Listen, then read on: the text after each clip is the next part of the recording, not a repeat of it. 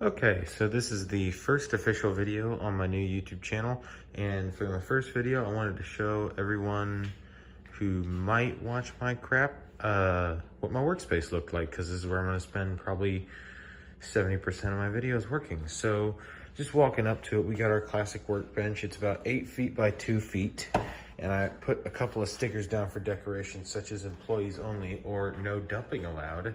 Up here we got a pegboard where I have both my gloves and safety glasses, because you gotta be safe, and this buff that I've been using as a dust mask to keep the sawdust out of my face, and this little shark my friend made me for Christmas.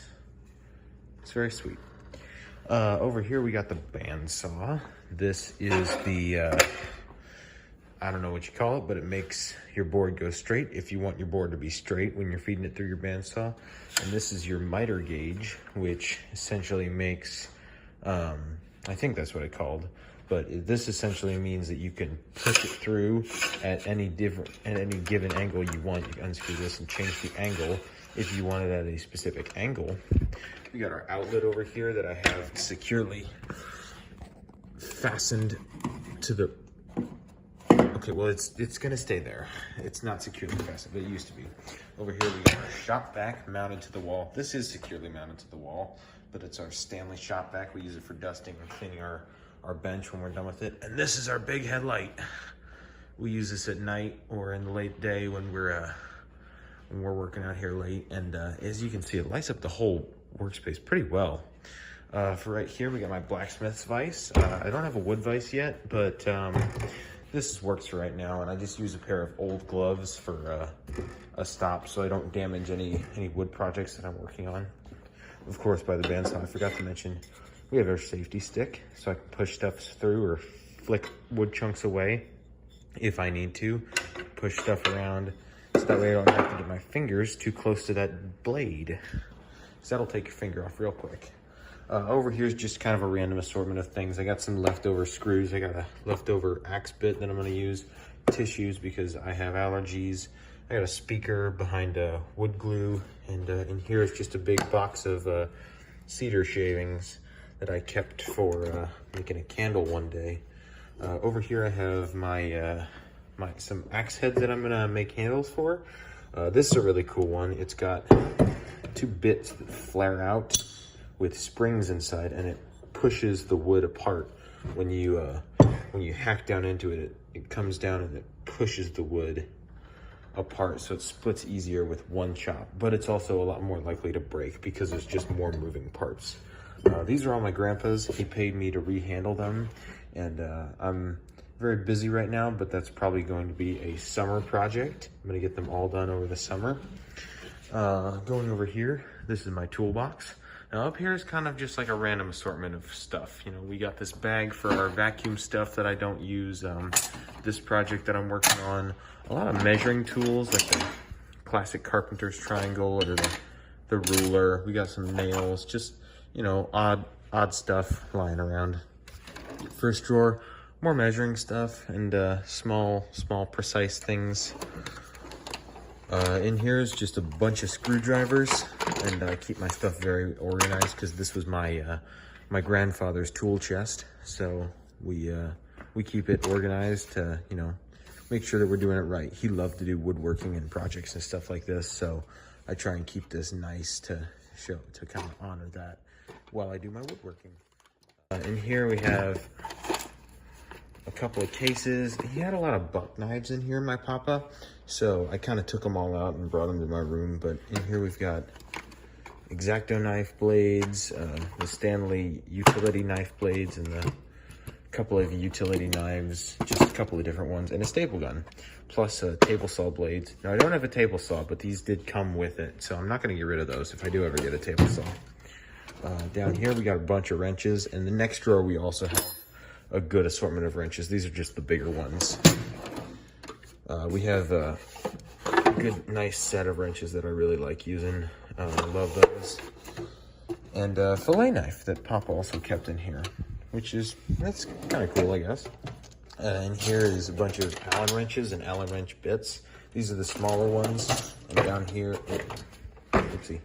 down here are the much bigger ones.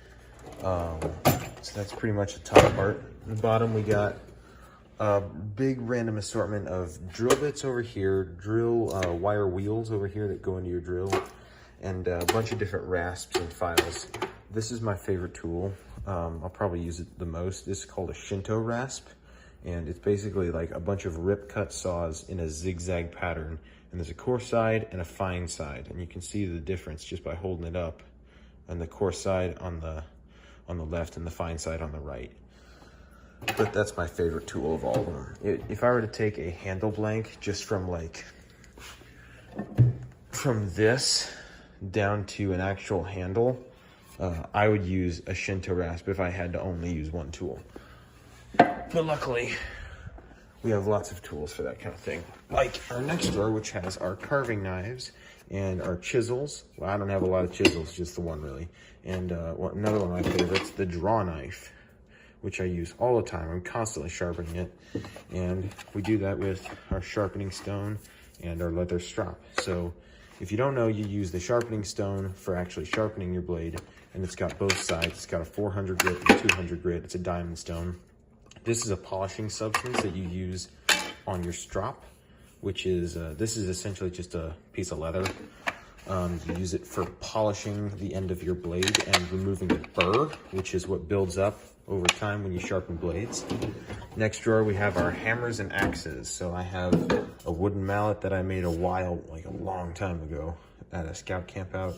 It does the trick, it's all right. I have a couple different axes, like this roofing hatchet that's probably my favorite. And a couple different hammers. Like I love this ball peen hammer, and a lot of these handles I made myself, but some of them I didn't. But I got this ball peen hammer. I got this big 3-pound mini sledgehammer. This little 8-ounce hammer that I rehandled recently. And keep this on me. It's a stencil for axe handles, for hatchet handles, if I ever want to make any. And of course, you got the classic hammer, like the classic 18-ounce.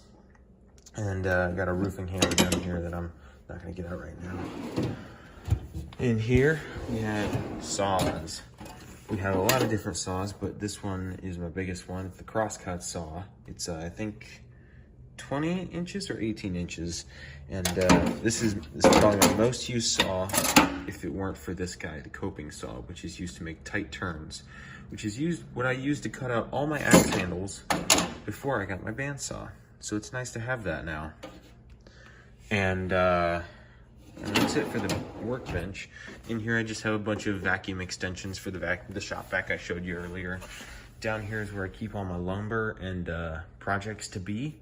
I got this like walking stick that I made and finished. Got these old gloves that I use that I don't damage projects. And down here is just more lumber and stuff. And all this stuff is lumber that could be used someday. Over here, I got the trash can and the drill on a stool over here. And that's pretty much it, except, oh yeah, my chopping block.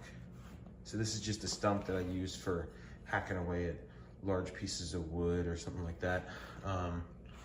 And of course, we got the Danish oil, which is probably, if not, probably my favorite thing, because I love to watch a handle get finished. And we're about to finish this guy here, which I'll probably show in the next video, me finishing sanding and finishing it with the Danish oil. But yeah, that's about it. Thanks for watching. Bye.